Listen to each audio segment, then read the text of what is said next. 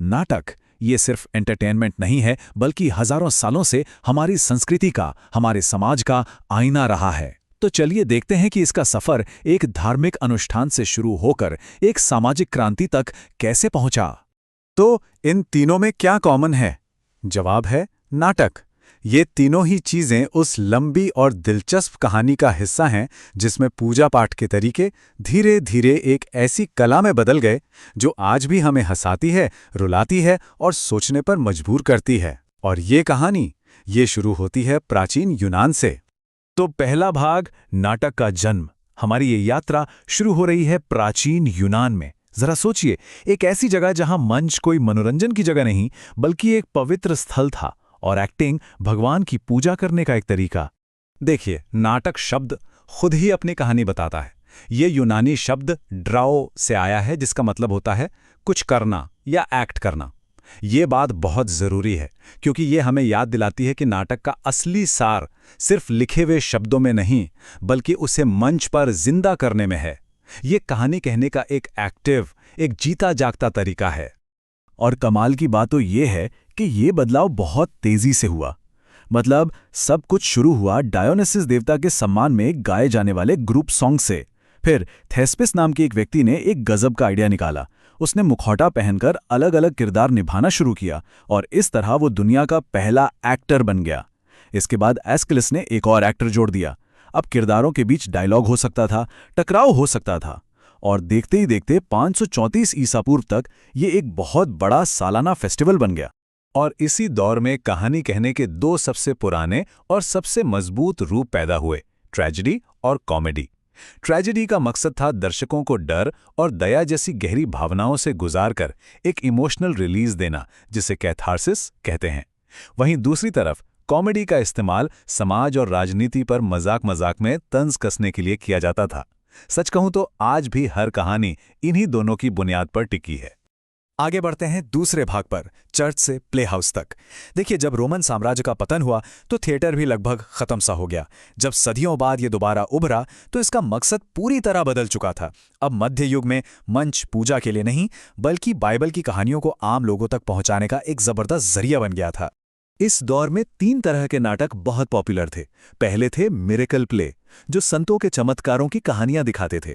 फिर थे mystery play, जो बाइबल की घटनाओं को स्टेज पर लाते थे, और इन्हें अक्सर चलती फिरती गाड़ियों पर अलग अलग व्यापारी संघ परफॉर्म करते थे। और आखिर में थे मोरालिटी प्ले, जो अच्छाई और बुराई के बीच की लड़ाई दिखाकर लोगों को नैतिक शिक्षा देते थे। अब आता है तीसरा भाग, पुनर्जागरण की क्रांति। ये इतिहास का वो मोड़ है जहां सब कुछ बदल गया। पुनर्जागरण के साथ ही नाटक चर्च की दीवारों से बाहर निकला और आम लोगों के एंटरटेनमेंट का जरिया बन गया। अब मंच सबके लिए खुल चुका था। ये बदलाव शुरू हुआ इंटरल्यूड से। ये छोटे छोटे मजेदार नाटक होते थे जिन्हें अक्सर बड़ी बड़ी दावतों के बीच या बाजारों में खेला जाता था। ये धार्मिक नाटकों से बिल्कुल अलग थे क्योंकि इनका एक ही मकसद था, लोगों का मनोरंजन करना।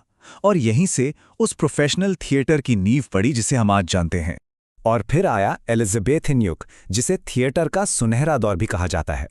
क्रिस्टोफर मार्लो और विलियम शेक्सपियर जैसे महान नाटककारों ने इंसानी स्वभाव की गहराइयों को प्यार, नफरत, जलन, लालच सब कुछ मंच पे उतार दिया।